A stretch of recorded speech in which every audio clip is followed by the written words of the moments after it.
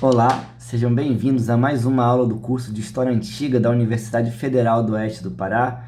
Nosso curso está chegando ao fim, nós estamos já na aula de número 14, a penúltima aula da disciplina, e nessa aula ela está intitulada como Cultura e Sociedade na Antiguidade Tardia, né? Então eu entendo que essa aula ela funciona como uma espécie de uma liga entre as discussões que nós fizemos na unidade anterior, quando falamos principalmente da sociedade romana, e agora nessa unidade, na unidade 4, quando começamos a falar do fim do mundo romano, do Baixo Império, Dominato e dessa questão da Antiguidade Tardia. Como eu disse à época, há 2 aulas atrás, nesse momento do curso, na aula 14, ao trabalhar com um autor específico, o Peter Brown, nós estaríamos entrando de cabeça numa abordagem que é em si a expressão das discussões acerca do conceito de antiguidade tardia. Então, há 2 aulas atrás eu falei sobre como diferentes autores, diferentes correntes historiográficas interpretaram o fim do mundo antigo, indicando que a antiguidade tardia, que inclusive era o título do capítulo do Guarinello, era uma das referências mais utilizadas pela historiografia, inclusive pelos estudiosos brasileiros nos últimos anos, e hoje a gente lê uma obra do autor que é considerado um dos precursores das discussões acerca da antiguidade tardia, das discussões que vão definir inclusive o conceito de antiguidade tardia, e esse autor é o Peter Brown. Peter Brown está vivo, em geral nós falamos de autores já falecidos, e por vezes indicando leituras, mas não, Peter Brown está vivo. Eu não me lembro do Peter Brown no Brasil. Há poucos anos quase a gente conseguiu fazer um evento com ele, mas não foi possível.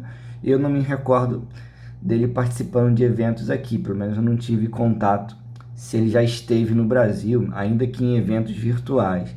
O Peter Brown nasceu em 1935 e tem uma vastíssima obra, principalmente sendo lembrado por suas discussões acerca da Antiguidade Tardia, né? Então, coloco aqui brevemente uma lista das principais obras do autor. Eu destaco a biografia de Santo Agostinho, publicada em 67.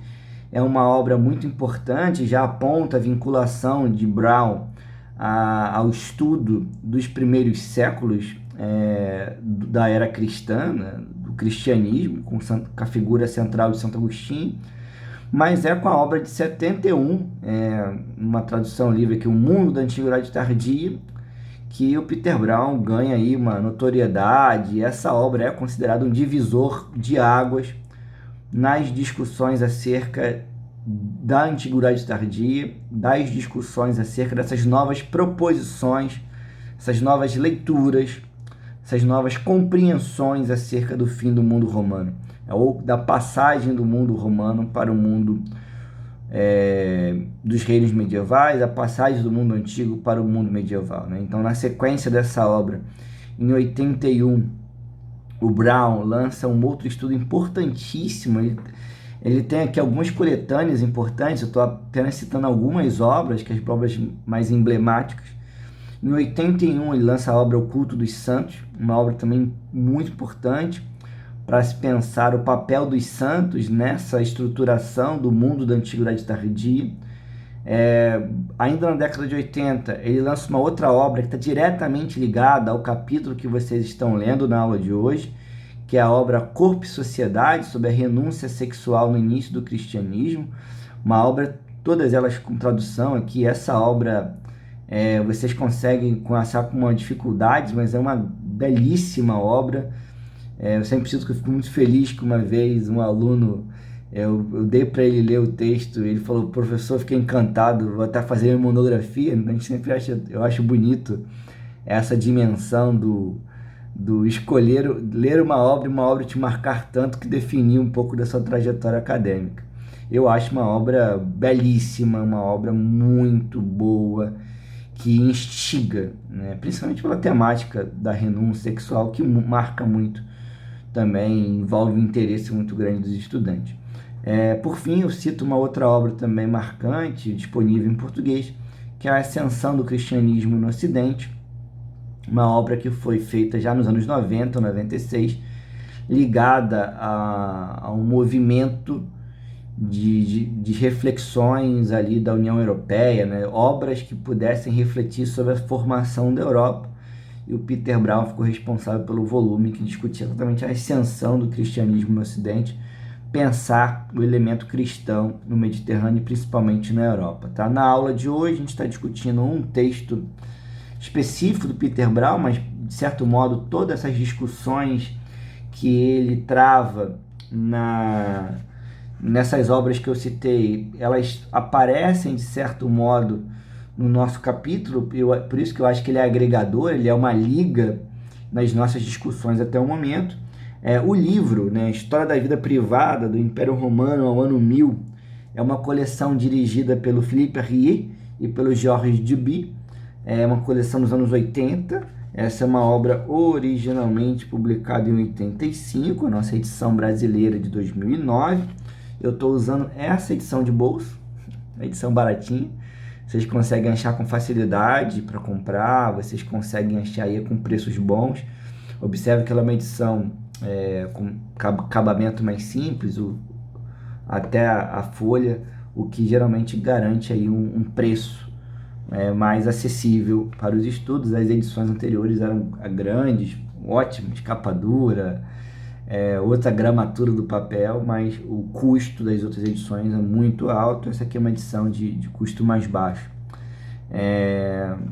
Apresentado o nosso autor, apresentar as suas obras, reforço, não dá para estudar o fim do mundo romano ou essa passagem do mundo antigo para o medieval sem considerar a obra do Brown. Você pode, por exemplo, se filiar a uma leitura mais marxista, por exemplo, com Perry Anderson, que eu já citei várias vezes na nossa disciplina. No entanto, abrir mão da leitura do Peter Brown, acho que não é possível, porque o Peter Brown se tornou uma leitura incontornável sobre essas temáticas, sobre esse período. Falar de cristianismo, pelo menos no primeiro milênio, é, de certo modo, dialogar com a obra do Peter Brown. Então fica aqui essa lista de referências, porque é para vocês, quem sabe, procurarem no futuro, buscarem mais dados acerca da obra desse importantíssimo autor do século XX, mas que está aí produzindo, está vivo atualmente. Então vamos agora para o nosso capítulo, que é o capítulo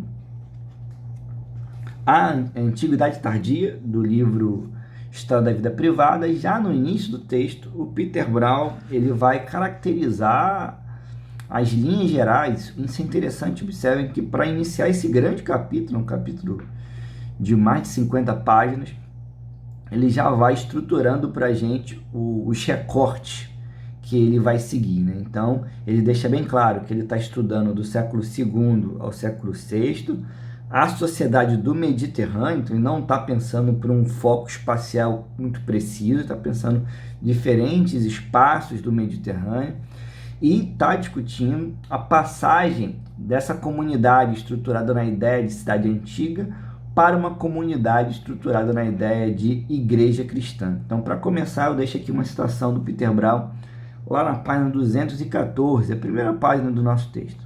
Abre aspas. Em 4 séculos, entre o reinado de Marco Aurélio, 161 a 180, e o de Justiniano, 527 a 565, o mundo mediterrâneo passa por uma série de mudanças profundas que afetam os ritmos de vida, as sensibilidades morais e, simultaneamente, o sentimento do eu dos habitantes de suas cidades e dos campos circundantes. A principal mudança durante esse período da Antiguidade Tardia é a lenta evolução de uma forma de comunidade pública a outra, da cidade antiga à igreja cristã. O fio condutor destas páginas é o seguinte: como a vida de cada um, a vida de família, como até setores tão íntimos quanto a percepção do próprio corpo, puderam mudar quando os contextos sociais em que eram percebidos se modificaram com o surgimento de novas formas de vida comum.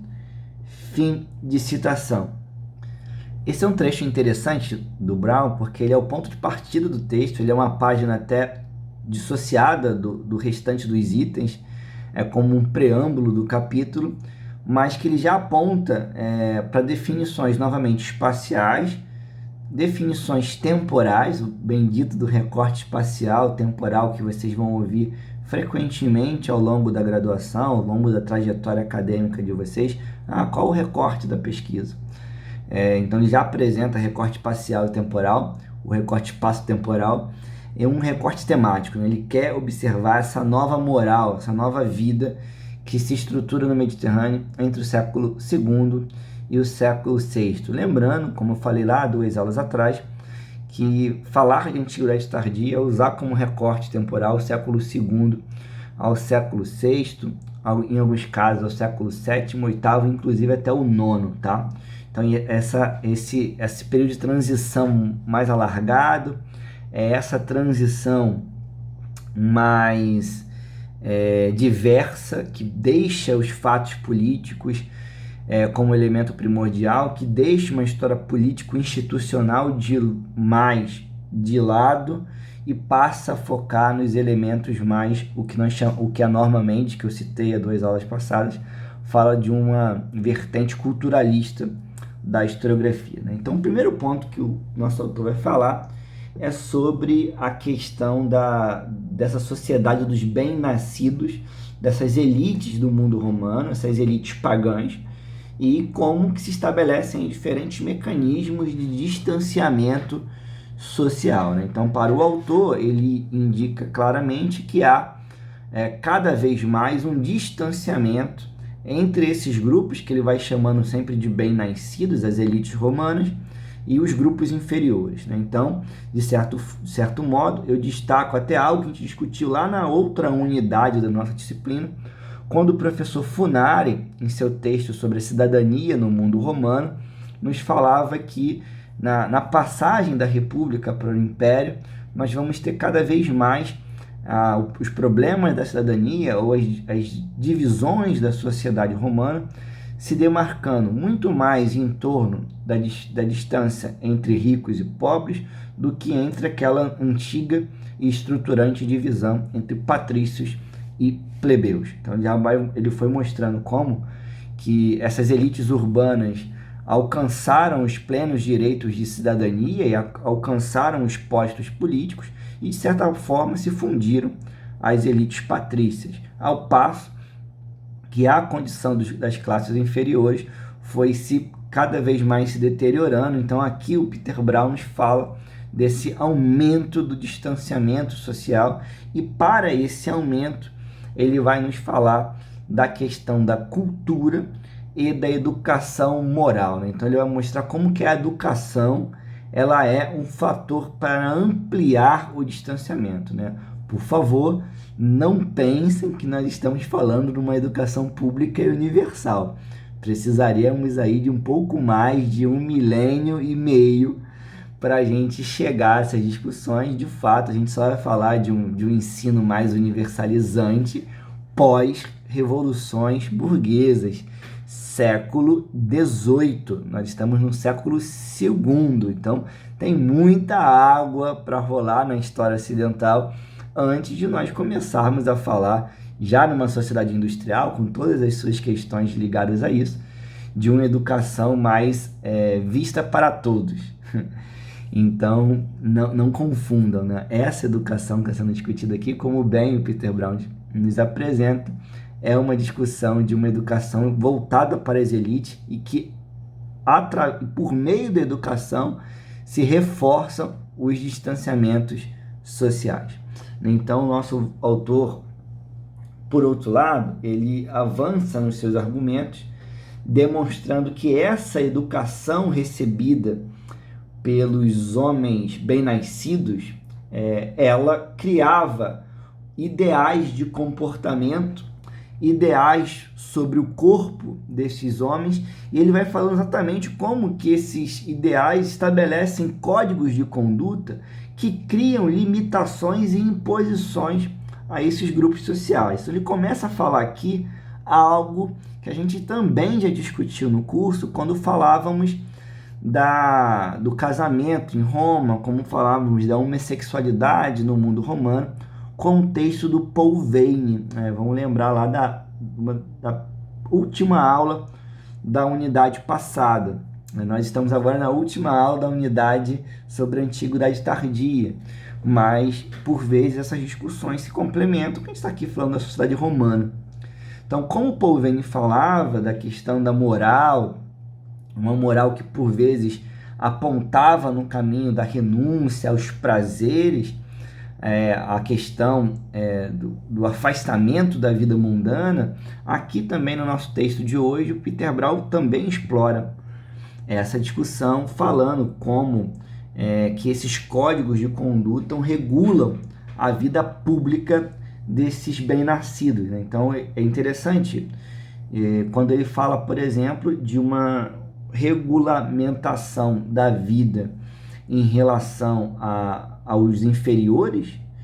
Então, por exemplo, ele cita o caso do senhor que não deve bater no escravo, não por causa da dignidade humana do escravo, mas porque ele, ao fazer isso, ele estaria tendo um comportamento que libera demais as emoções, libera esse furor um pouco animalesco, e isso não seria bom. Então, como que essa moral ela orienta, por exemplo, a essa não violência, as renúncias? Então, por exemplo, ele reforça, novamente ligada à discussão que a gente já fez também com Paul Veyne, a questão da renúncia das relações sexuais, sejam elas homossexuais ou heterossexuais, por elemento, novamente, de virilidade versus passividade. Né? Essa é uma questão importantíssima para a gente, importantíssima para essa dimensão que eu busquei dar no nosso curso, que é exatamente como que a moral que se busca para essas elites romanas vai estabelecendo essa oposição entre virilidade e passividade. Ele vai exatamente mostrando como que isso se manifesta em diferentes questões, por exemplo, no papel da mulher no casamento. E aqui destaco, um aluno fez uma pergunta numa aula passada, durante a live, né, sobre essa mulher no casamento. Acho que aqui o Peter Brown volta ao tema com qualidade. Ele vai nos falar exatamente de que, mesmo com a valorização da posição da mulher no casamento, algo que a gente discutiu em Paul Veyne, não quer dizer que a mulher agora se torna uma igual ao homem. Ela continua, ela alcança um outro estatuto valorizado no casamento por essa moral. No entanto, ela deve continuar obediente. E aí o homem, o Peter Brown discute, nos elementos da sexualidade, ele não pode descer a posição da mulher. Então, por isso, novamente, o Peter Brown cita a negação do sexo oral, por exemplo, como que o homem não deveria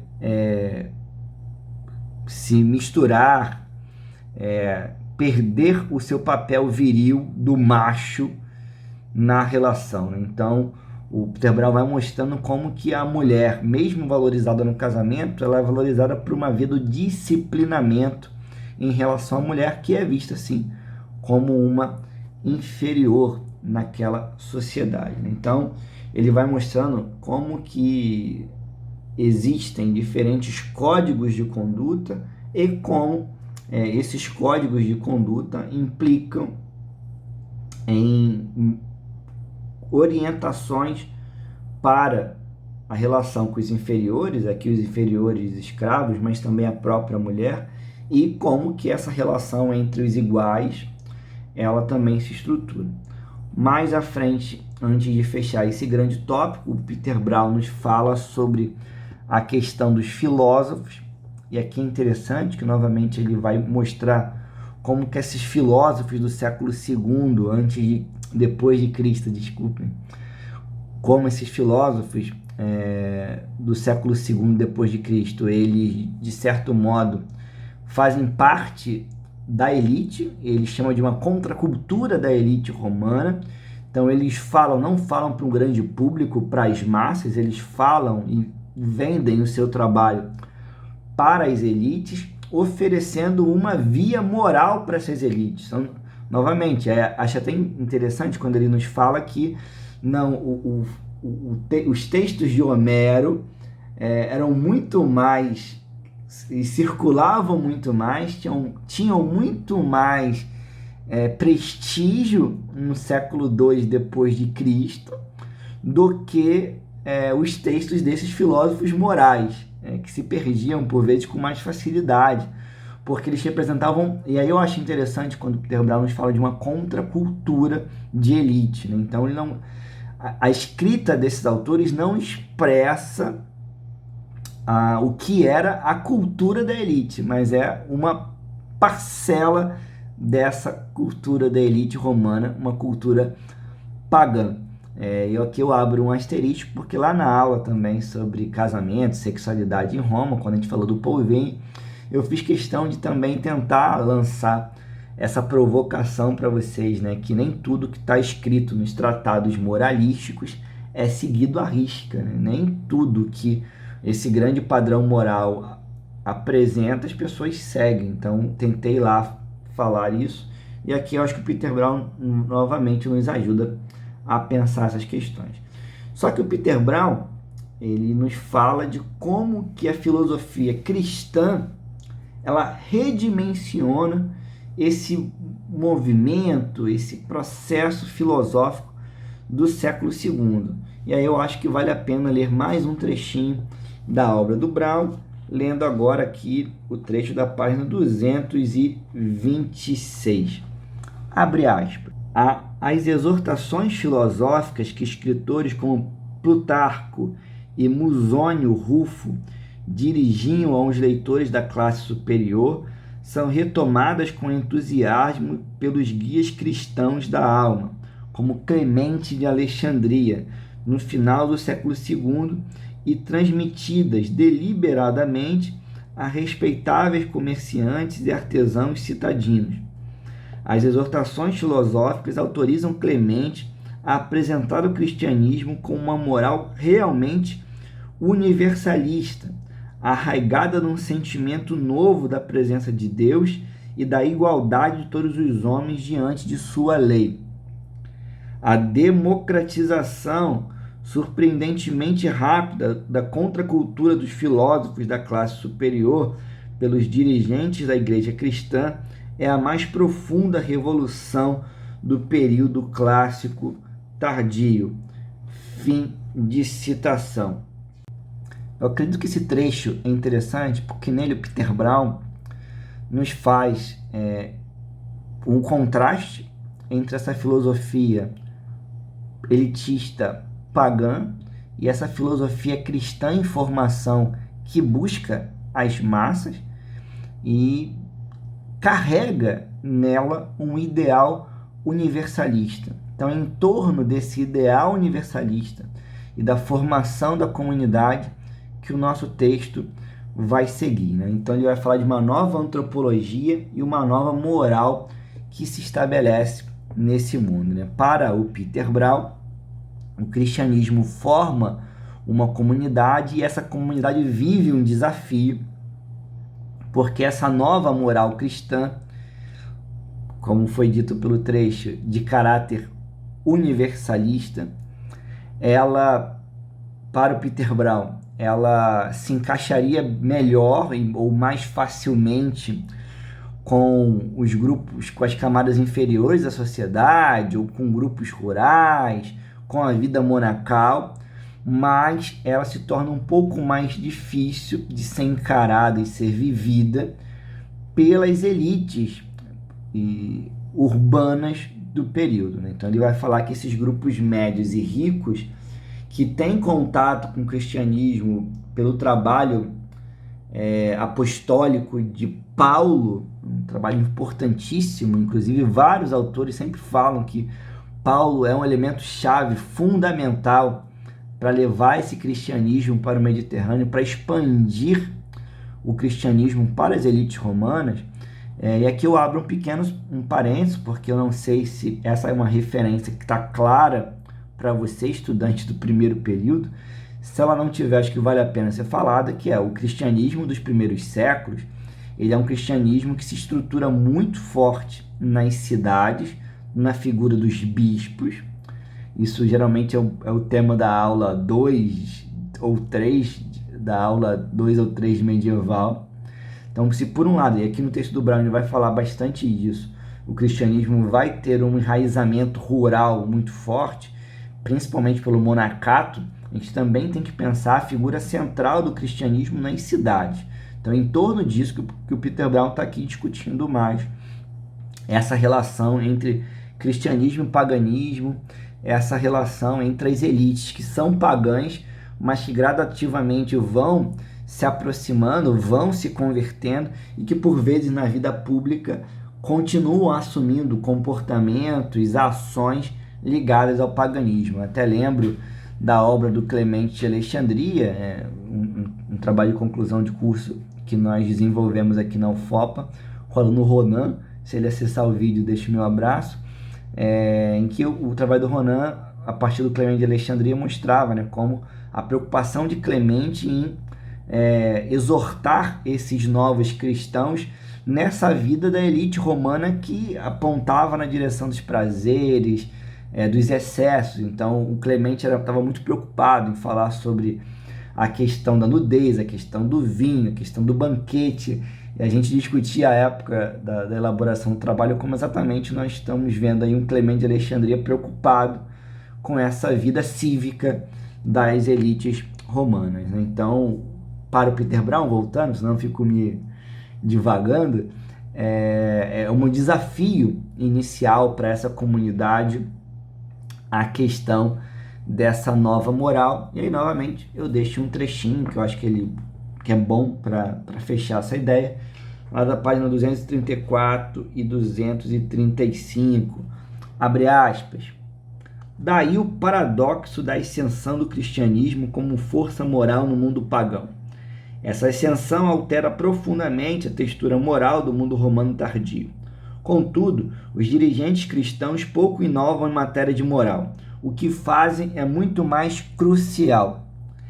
Criam um novo grupo cuja excepcional insistência na solidariedade, em face de suas tensões internas, garante que seus membros pratiquem o que os moralistas pagãos e judeus já começaram a pregar.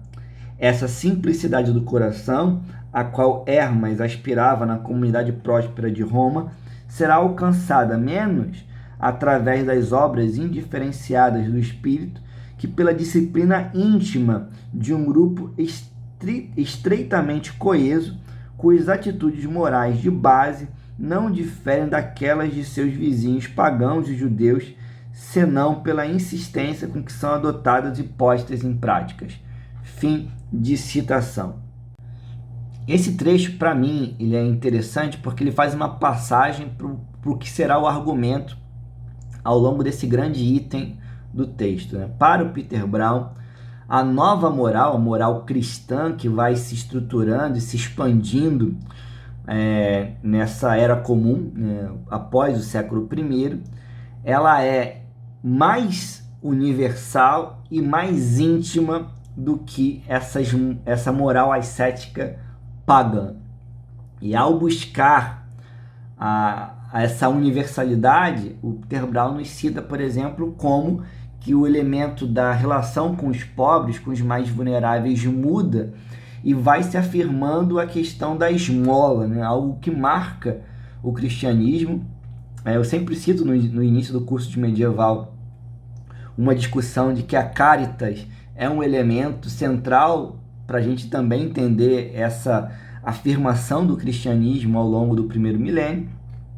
E o Peter Brown mostra brevemente como que de forma gradativa essa relação das elites com os mais vulneráveis muda e a esmola vai se afirmando nesse mundo e ganhando cada vez mais importância na vida das elites romanas, na vida das cidades.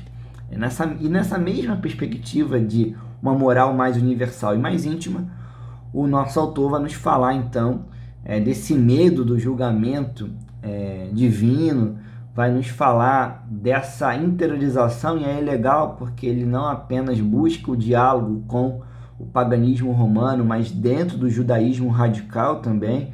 E aí nós vamos ver o Peter Brown falando sobre essa questão do judaísmo que o cristianismo traz, que é a ideia de um Deus que acessa o seu íntimo, um Deus que acessa o seu coração.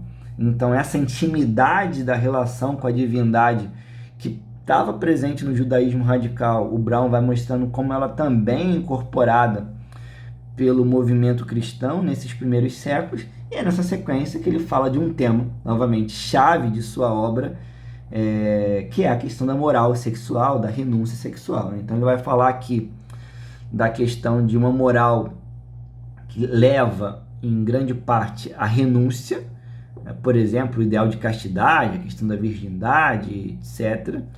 A questão de uma harmonia conjugal, uma crítica a casamentos segundos, uma rejeição do divórcio. Então, uma série de elementos estão imbricados. A moral sexual rigorosa, ela vai implicar numa ideia ideal de rejeição. O melhor é ser casto, permanecer virgem. Se não é possível isso, que se busque o casamento. Se o casamento ocorre, que não ocorra o divórcio. Se ocorrer a viuvez ou o divórcio, que não ocorra um novo casamento. Nessa mesma linha, e aqui eu lembro, porque eu discuti isso, que eu polvei logo no início do texto dele, ao falar do casamento em Roma, principalmente ali do século I, antes de Cristo, até o século II, depois de Cristo, que era o recorte principal do autor. Ele falava de que nesse mundo romano não se casa para ter acesso ao sexo, ou que eu chamei na aula até de um sexo legítimo, para a gente tentar pensar nesse sexo que é socialmente aceito. E aí eu lembro que uma aluna, na live que nós fizemos, até questionou: professor, nunca tinha pensado isso, eu sempre associei casamento ao sexo. A ideia do sexo no casamento como algo que estava presente desde sempre. E aí nós falávamos como que isso não é uma questão que está dada, e isso é uma marca da cristianização desse mundo. E aqui novamente aí o Peter Brown entra e acho que reforça essa mesma perspectiva ao mostrar que essa moral cristã, a partir do século II depois de Cristo, ela passa a entender o casamento como elemento chave para os jovens. Então ela reforça a ideia do casamento precoce para os jovens como uma forma de atender à pressão sexual, né? A juventude que tem ali mais um apetite sexual, ela passa a ver agora no casamento um elemento chave para uma vida cristã. Então, óbvio, pessoal, quer dizer então que a igreja está estruturando o casamento nesses séculos? Não. Tem que rolar muita água para essa discussão.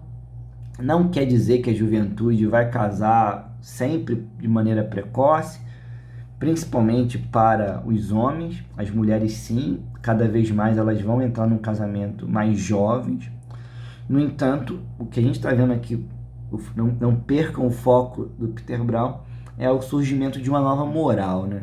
São novas exortações, novos discursos sobre a vida pública e a vida íntima desses grupos. E na sequência disso, ele também vai nos falando de que essa perspectiva toda, eu acho até que é uma ideia bem interessante, porque tem a ver com esse elemento do íntimo que o autor chama, a questão de um Deus que está no íntimo da alcova, né? Então, se você está lá no seu quarto com o seu ou a sua cônjuge, Deus está ali também, né? Tem até, acho que uma marca ainda, muitos quartos cristãos ainda hoje tem lá, né? Um crucifixo, por vezes Jesus está ali vendo o ato sexual, né? Então, o Peter Brown mostra como que Deus está ali no íntimo, e essa questão sexual vai sendo atravessada pela nova moral. o final desse grande item já do texto. Eu vou, pelo avançar do tempo, parar esse vídeo aqui, fazer o vídeo parte 1 e parte 2. O texto é longo, o texto vai até a página 280, eu estou mais ou menos na página 240. O nosso autor fala que essa renúncia sexual vai caminhar para o ideal em torno do celibato, o que eu discutiria aqui como o celibato sacerdotal, e ao fazer isso ele nos fala de uma dominação masculina, né? O Peter Brown entende que o que marca o cristianismo frente ao judaísmo, né? Enquanto o judaísmo vai ver nesse período o casamento como um elemento importante, ele mostra como que o cristianismo, pelo contrário, está entendendo que a sexualidade é algo que pode ser negada ou evitada pelo empenho na vida cristã. E ao fazer isso, estabelece como ideal o celibato. Abre aspas para a gente fechar esse vídeo e fechar esse grande momento 1 da nossa aula. Cito: tais pressões explicam, em grande parte, a tonalidade moral da comunidade cristã média da Antiguidade Tardia. O que elas não podem explicar é a revolução suplementar pela qual a renúncia sexual, tanto a virgindade desde o nascimento, como a castidade adotada após o casamento pelos cônjuges ou pelos viúvos, se torna o fundamento da dominação masculina na igreja cristã. Fim de citação.